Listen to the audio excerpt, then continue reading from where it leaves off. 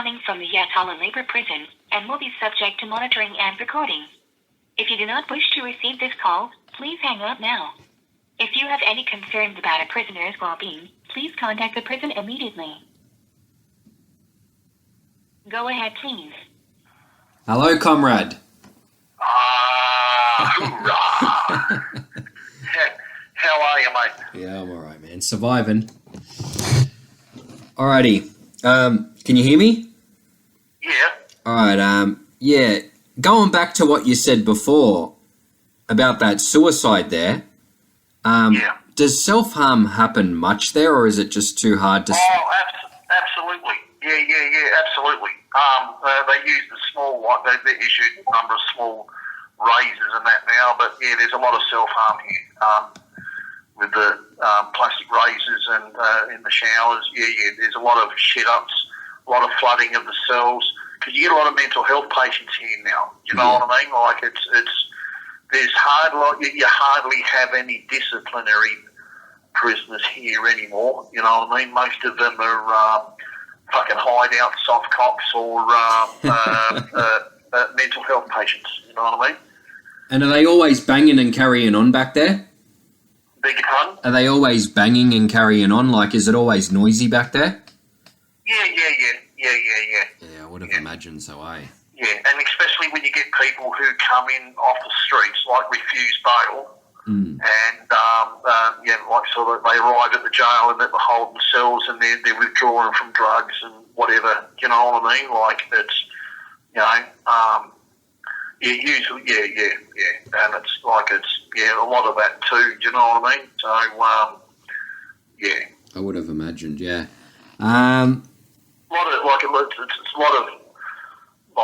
A lot of the time now, it's more of a psych ward than it is, than anything else.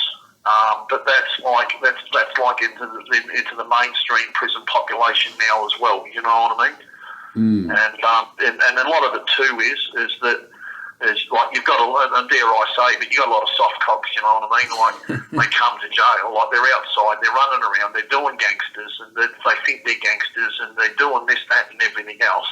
Thinking they're hard cunts, and then yet when they come to jail, like bail refused, that's what I call it, bail refused, they come to jail, all of a sudden they're victims, you know what I mean? They say, I got issues, I need to see the doctor, I need to see the social worker, or, do you know what I mean? All of a sudden they got issues. They don't care about issues when they're out on the street carrying on like fucking pork chops, thinking they're hard cunts while they're bashing their wives and kids and fucking everything else. Anyway, that's just me. That's mine. True. Yeah. What about, you were saying about finger food in there. Obviously, we all know what finger food is, but what exactly do you get, and is it different from the main over there? Yeah, it is. Finger food is when you got like the psych patients, you know what I mean, high-risk patients,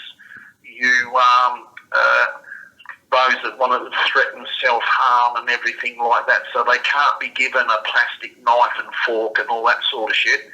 So what they do is called finger food. It comes in a little, like, sort of food package, and like it might be a salad roll, or it might be half a dozen dim sims and boiled potatoes, or stuff that you can feed yourself with finger, you know what I mean, i.e. finger food. Yeah, wow. You know, like it might be, say, half a dozen, it might be, say, 3 or 4 sausages, or you know, like it's because they can't be trusted to have a knife and fork, you know what I mean? Or no chicken bones or anything, I guess?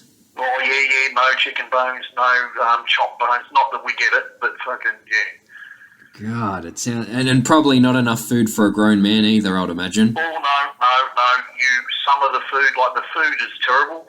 And like, you know, I mean, like there's people around the world who are suffering, so we don't have a right to complain, you know what I mean? Like, look at the situation over in Ukraine and all that sort of example, you know? You got people in places around the world who are battling to get a bowl of rice a day. But the thing is that some of the stuff that they give us here, and I make no joke about it, it's you know, I mean, it's no laughing matter, but like if you were to, some of the food portions and that you get, if you were to give that to your child, they'd fucking throw it at you. You know what I mean? Like you wouldn't feed it to a fucking dogs, seriously. Yeah, I know. And the fact of the matter is you got fucking protectees and child rapists and that fucking child killers who work in the kitchen. Yeah. They're the ones. It's the only fucking place in Australia that has them cockroaches doing our food. Putrons. Anyway. Does anyone have TVs back there? Is there an option to get a TV at all? Not anymore. They used to, unless you're long term. Like, we got a screw, they're looking at there's a screw that robbed us and et cetera, et cetera. He's in jail, he's now HQ at the moment, but they're going to bring him over here as long term. When you're on long term, you get clothes, you get TV, you get fucking normal bedding and clothes, like tracky pants and that. Everyone else is like overalls. So, well, I've got a TV now, you know what I mean? Yeah, I've got a TV now. There's one other long-termer here. He has a TV, and he's in here because of the phones, like outside, whatever it is, like with the coppers, with the phones and all that sort of shit. Mm.